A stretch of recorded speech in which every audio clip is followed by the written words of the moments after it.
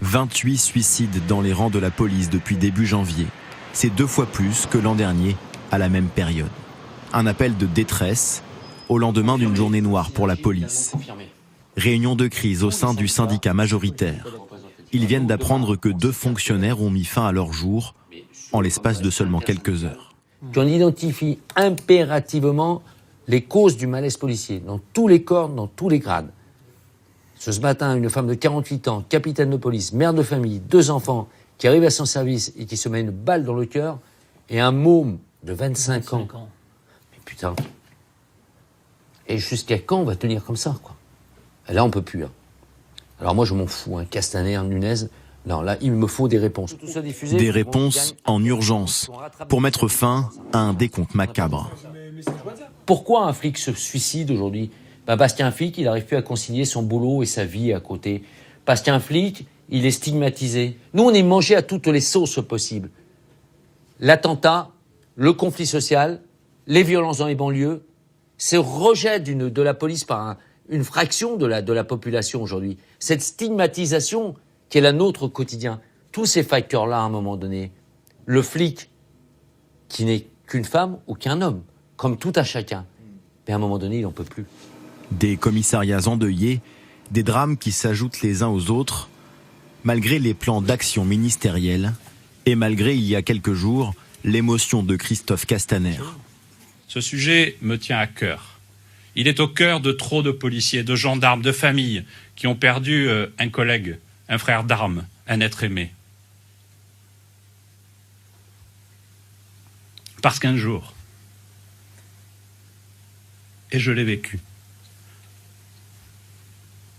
j'ai dit moi-même « à demain » à un père. Et je n'ai pas pu lui dire « à demain ». Parce que je ne veux pas, jamais, qu'aucun des nôtres ne puisse dire ces mots par la crainte de ne pas revoir l'autre le lendemain. Merci à tous.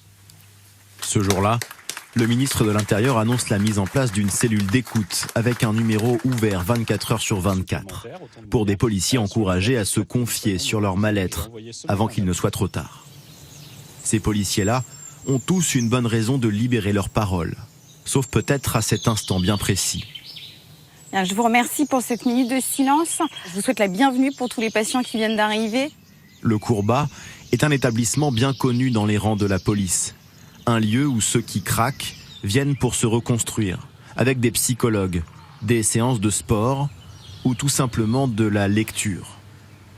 David est arrivé ici il y a 15 jours. On retrouve le moral petit à petit, de la motivation. C'est un travail qui est long, on le sait quand on arrive ici de toute façon. Gardien de la paix dans un commissariat d'une ville moyenne, il accepte de raconter son quotidien, son épuisement au travail, qui n'a fait qu'empirer, dit-il, depuis des mois. On part dans tous les sens. Depuis des semaines, c'est les gilets jaunes, c'est les manifestations, il n'y a plus de repos.